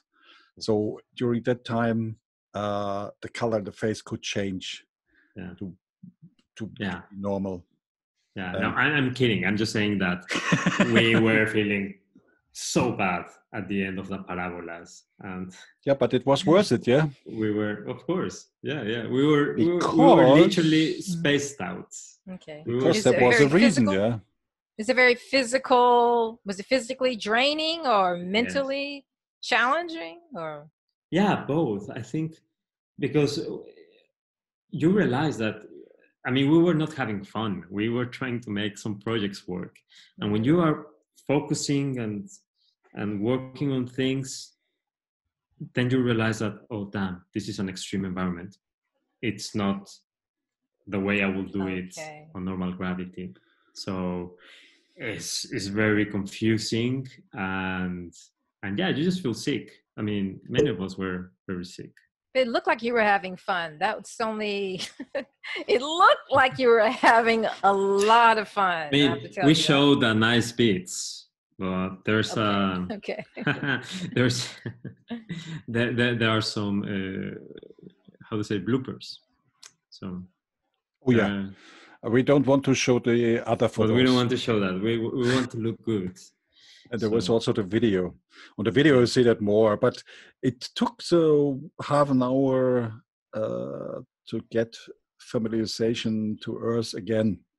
So you felt like a little bit like the astronauts who are 180 or 200 days in space, and they coming back on Earth, and then they are talking about which problems they have with movements. And probably you still remember that you were very tired after the flight because it was physical. Yeah. Yes. And it is always the same that some people's talking then when they are tired, they lie on the bed and then they are dreaming about zero G. Mm-hmm. They are in that moment again without hypnosis, Nahum. Yeah, no, totally. You know, it's like when imagine that this when you travel by car and then you feel very exhausted, and that's because your vestibular system, you know, all your mechanism for maintaining equilibrium and aligning to a horizon, all that gets really screwed in microgravity. So it creates a lot of exhaustion. So you feel very tired. But there But was it was a still reason. worth it. I'm sorry. Sorry. No. Go ahead, Tonya. It was still worth it though, right? I mean, the experience, although challenging, it seems to me it was definitely worth it. And it makes me ask you, is this something that you guys want to revisit? Oh, if we want to do it again, I think, of course, they say that CRG is one of the most expensive drugs and that you can get addicted to doing it. I would love, like, if there's an opportunity, like later today, I will jump straight into the plane, of course. But Let me check the flight plan. Oh, I'm sorry. We are in the pandemic. We are inside of the pandemic, so we're expecting. Oh, I would love to do it, but right now I think we are into other projects. You know. There was also a reason why you did that. That was not a fun flight. There was exactly. There was La a reason. Gravedad de los Asuntos. Yeah, there was a exhibition. Project. Yeah. Exactly. So what you made then, it took not long, 3 months after the flight. I think in December you started, that you showed it first time? We opened in January. January, okay. First week of January or something. Okay. What is this here, what we see on the picture? That's Tanya Candiani made this piece. And there's this story of an inventor, a French inventor called Besnier. And I think in the 17th century or 18th century, we need to check that. This inventor, he came up with this flying machine, and apparently he tried it, and of course he failed. So Tanya Candiani's work is a lot about reusing old technologies that often failed and give them a new context. So one is clear, Nahum. One is clear. Tanya shown in 0G that this machine is working. Exactly. So when she put it in the parabolic flight, this thing was flying. So it was working. Wow. So maybe no wonder. The inventor was not wrong. He just needed to be in a different environment. Sure, exactly. Yeah. And then I picked up this here. I still remember how it was made, but what it is showing. Yeah, those portraits were done by Ivan Puig, and they are about the. He was thinking that the parabolic flight is a machine that changes assumptions. So in this one, he's analyzing what happens to the body, so it's just like a series of portraits of the entire parabola trajectory. So when there's more gravity, you see the faces changing, and then when it goes to zero gravity, you see how people rejuvenate and how their eyes get watery, and they have these faces that are like in ecstasy, and then gravity comes back, and then they change. So it's like those transformations that happen very abruptly in the body. I still remember because as I saw it, as it was done, I did not understand what it is about. After I saw then the different pictures, and I mean there are also other pictures existing as this one here, but there you see in real the change of the look of the face. I think it is also done with video, right? Or is it only done via picture? With video, yeah. That is video, right? That's video, yes. Yeah. And what's about that? And that's Díaz Infante, and he wrote a poem for zero gravity called "Your Body, My Body."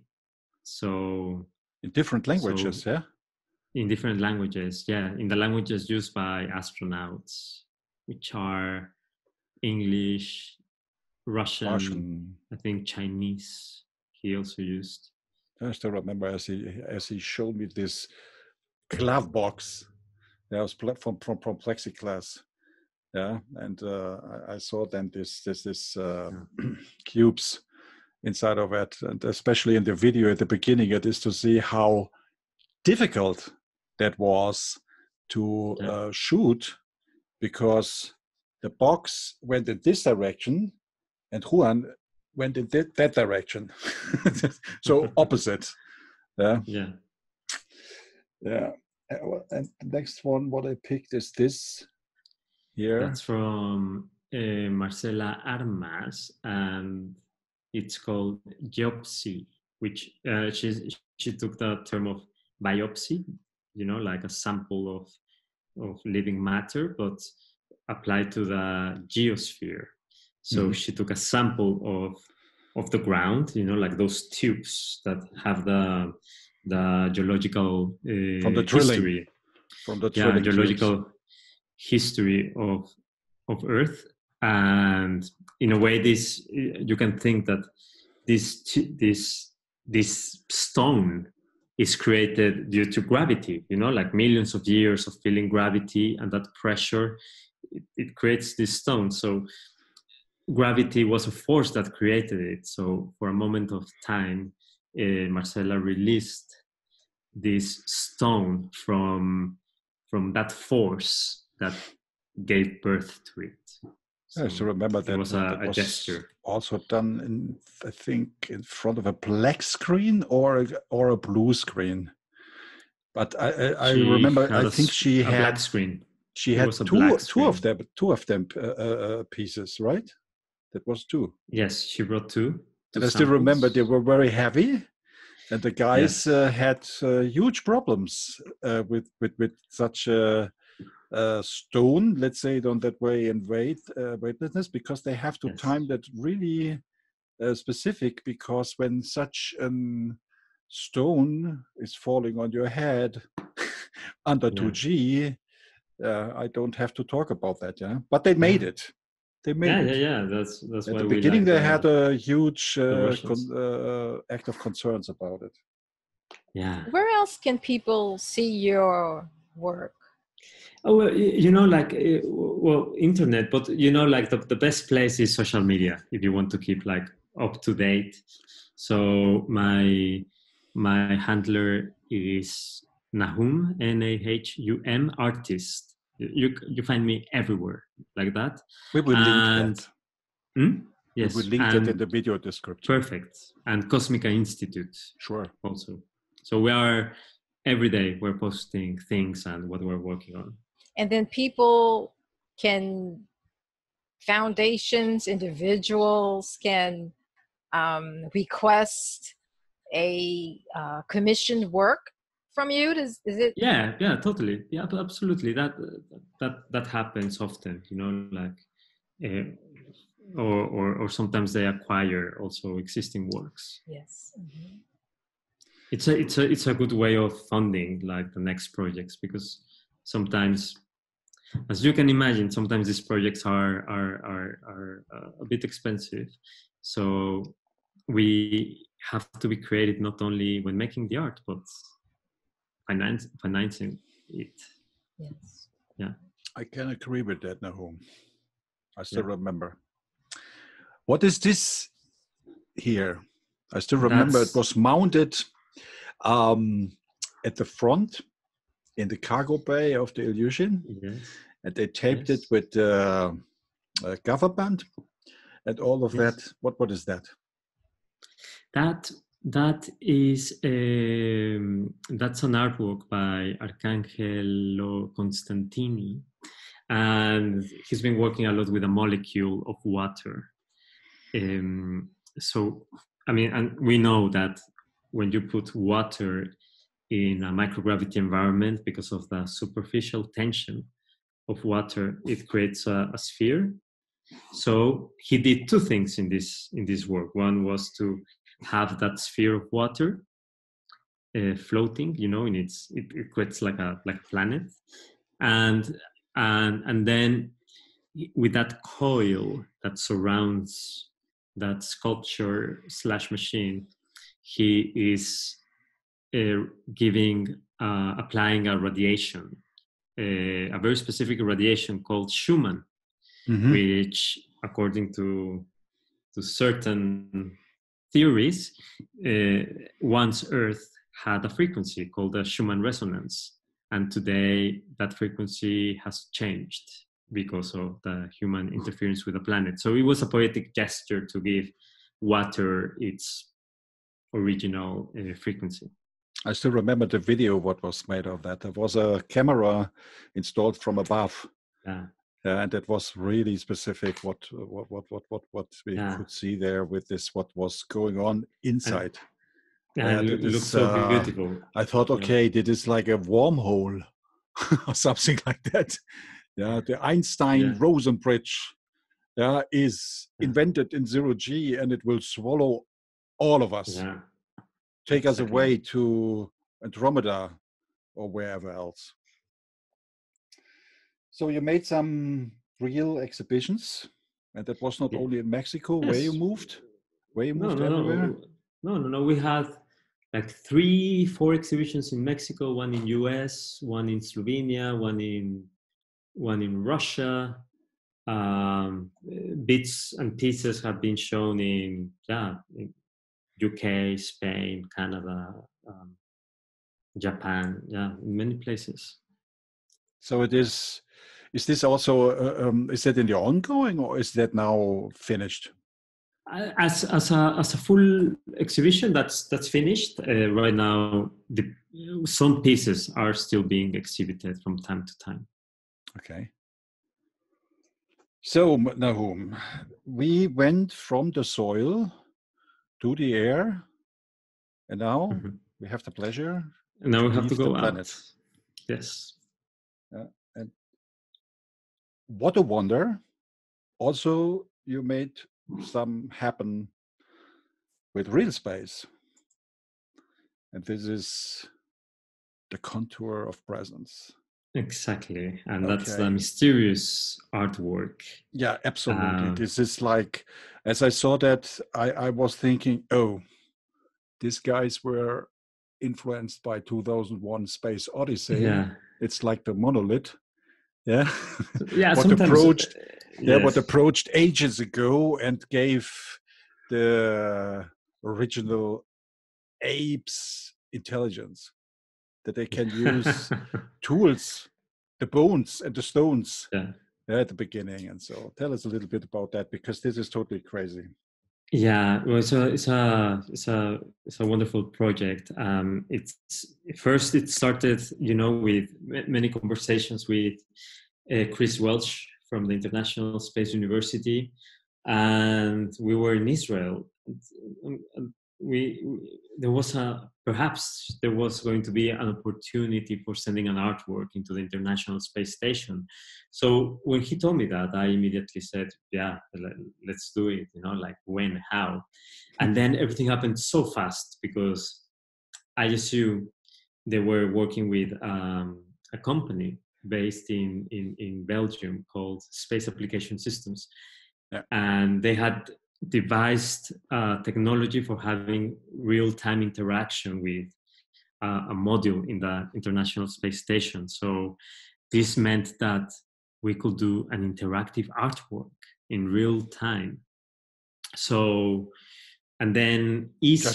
Just a moment. The artwork was created in space. It was No, we created it on ground. Okay. And then we launched it. Okay. We launched it. So, but then, we had the support of ESA, and then NASA, and then SpaceX provided the vehicle. And what is it?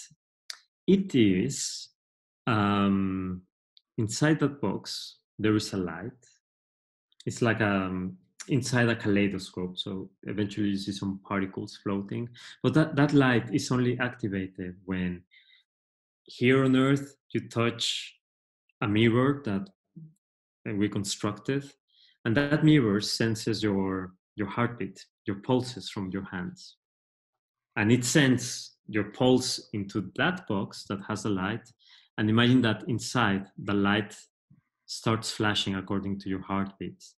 And of course, it has cameras inside. So while you're doing this in the mirror, you see an image, a flash of light emerging, you know, and that's your real-time pulse outside of the planet. So that's it was installed. We have. Let me check if that will work. It was launched a couple of years ago. So that's you, the mirror. That is you in front of a mirror that was done at the location where you presented what was inside of the box, right? Exactly. That this exhibition was in Brazil, in Sao Paulo. So let me check if that will work here. And that was our launch. This is the launch. Yes. Same problem with the FPS. I'm sorry about it, but this is original launch of the Falcon 9 original rocket. Launch. You made this. Falcon 9. You made this footage here. Yes. That's with my camera, and we were in Cape Canaveral. You have a place. This is the closest that you can get. I know, 3 miles. Yeah, exactly. Yeah, it's the closest that you can get to the actual lounge, and I saw it. It was also the first lounge that I experienced, and it was just sublime. And later, it was then delivered to the International Space Station, and then here our German ESA astronaut Alexander Gerst. The funny thing is, we were in June 2018 at Baikonur with a group of people to say to him goodbye. And at that time, I had not known that he has to install something what is related to you in the Columbus module. Exactly. Columbus module is, by the way, for people who don't know, that it is the European contribution for the International Space Station. That is a science laboratory on finest. Yes. At the moment we have a little bit video of that here. It's not really good, but we see him floating. And then there's the box. Then there's the box. So, and he installed the box in the rack. And then it was stored there for half a year or what? It's still there, still working. It never came back. We've been getting extensions, and now that the pandemic happened and we had to cancel some exhibition plans, so it's going to be there for 1 more year. So hopefully we will be able to show it again in public. When it was launched?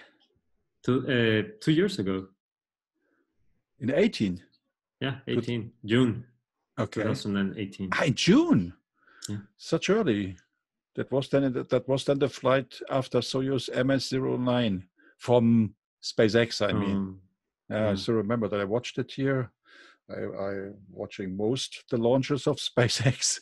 Depends on the time, of course, but very specific. Yeah, it was. Well, how does that make you feel, Nahum, to be a part of such relevance in the space community? I mean, you left your job in Mexico and ventured off into the world at 27, and then in 12 years it's been, you say, how many years it's been? I mean, you're working with SpaceX, you're working with the BMW Foundation, you've done so many things, and it's just, I guess I feel old, but apart from that, I don't know, it's just great, like I think every day I'm so grateful of being an artist. That's that's the feeling that I have, you know, even if I was, Yeah. I mean, and now I'm painting on these days. I'm doing also like very traditional art. Really? But yeah, I started, Yeah, I thanks see to the everywhere, pandemic, you know, I bought everywhere oil paints. the pandemic, as bad as it is, there is for some people, they are developing some new, what they never done before. Like we Yeah. here. Yeah, like Mhm. we here. Without the pandemic, we would not doing This Earthlings. series. Yeah. Yeah, I've been writing poetry and painting, and these are new explorations. And of course, I will keep doing more experimental artworks. But that's the, I mean, that's how I feel, like grateful to wake up every day and decide for my own what I want to do that day, and to yeah, like just the possibility of knowing that anything that you can think of, you can actually do it. Sounds so cheesy, and I know it sounds like a self-motivation book quote, but it's true, you know. Like I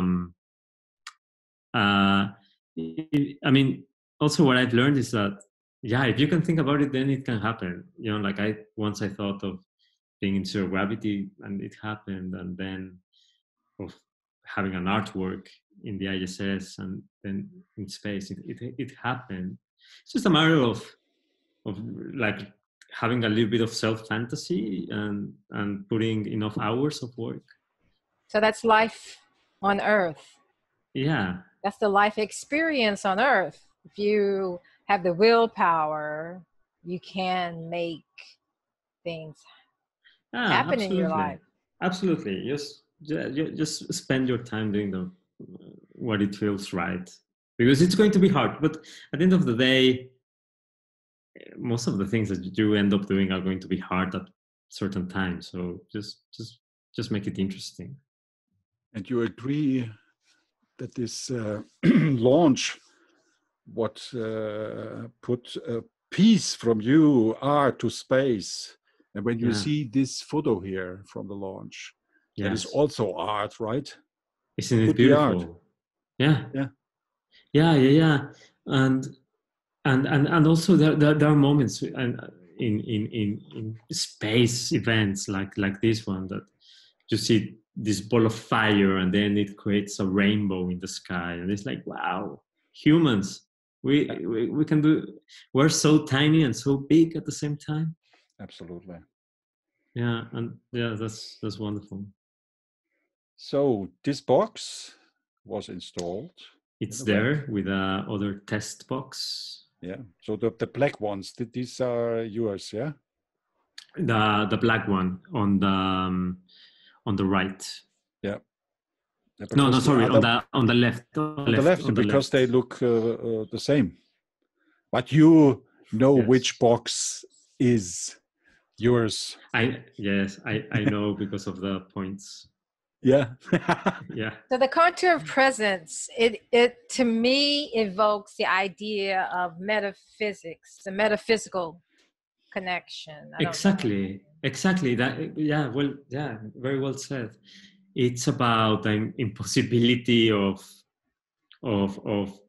something. You know, like you cannot really. I mean, what's the contour of existence? It's something elusive, and it's something very.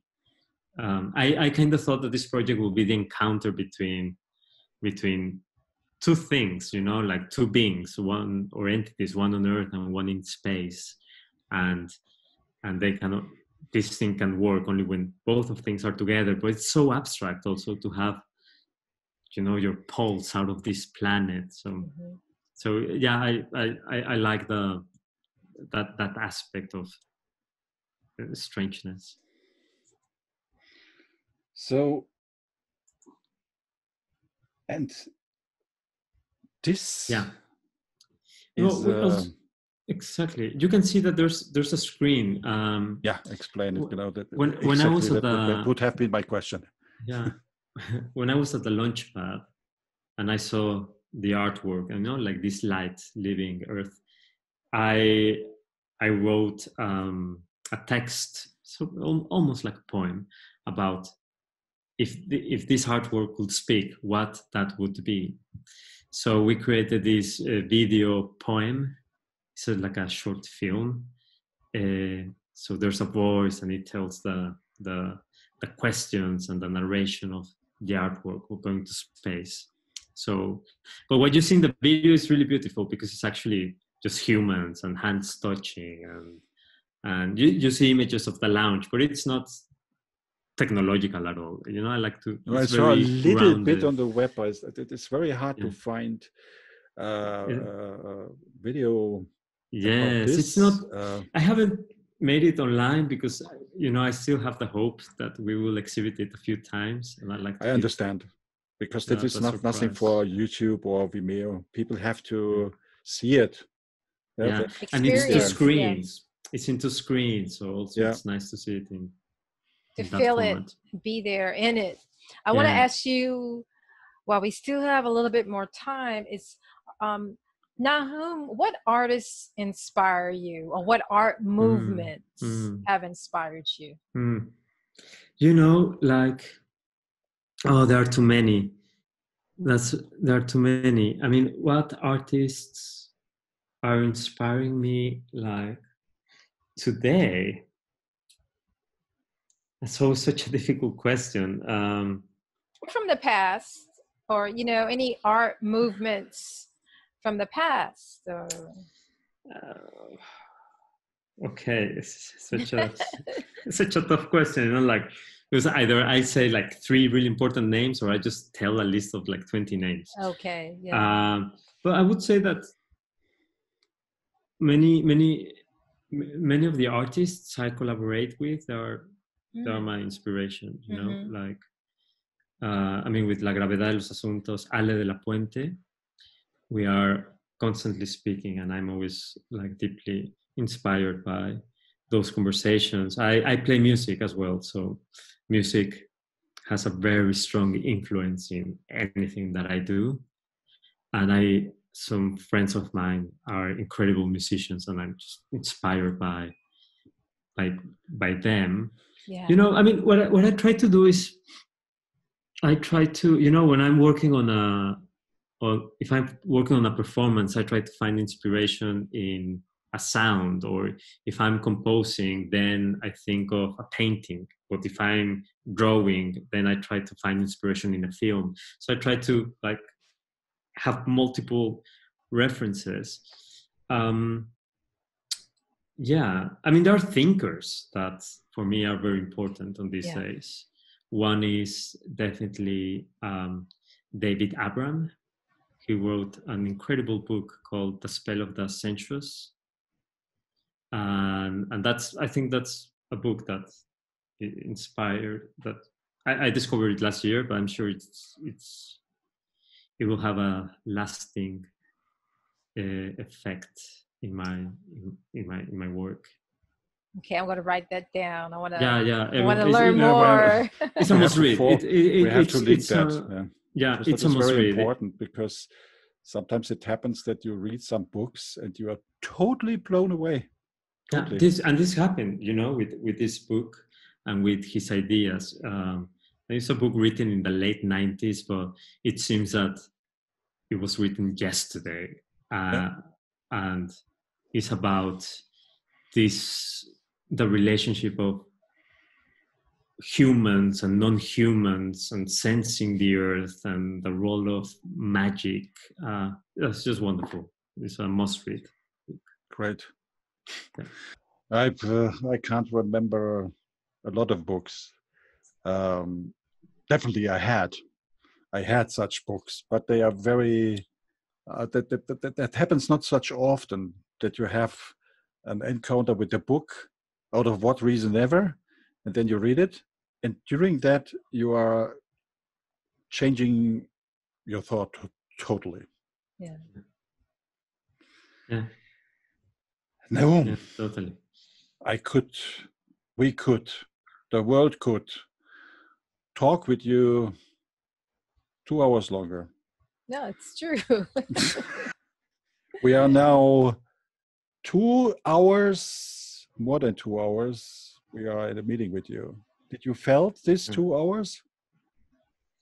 No. No. Could have started 5 minutes ago, yeah? Yes. Yeah. Exactly. It's, yeah.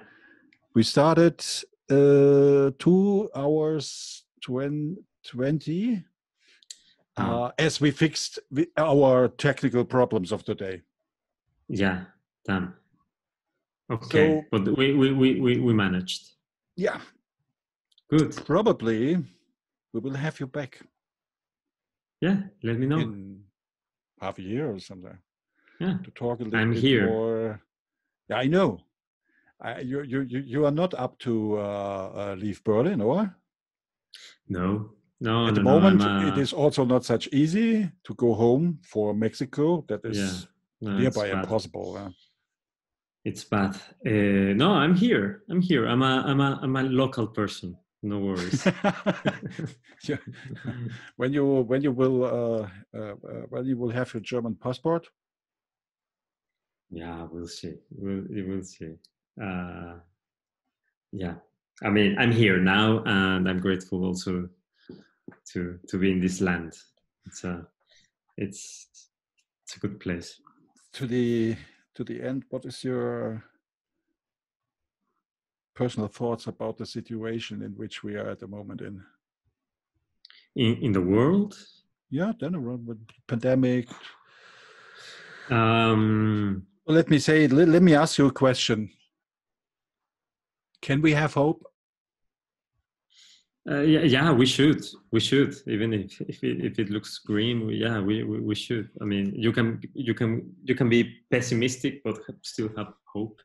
Sure. Like yeah, absolutely.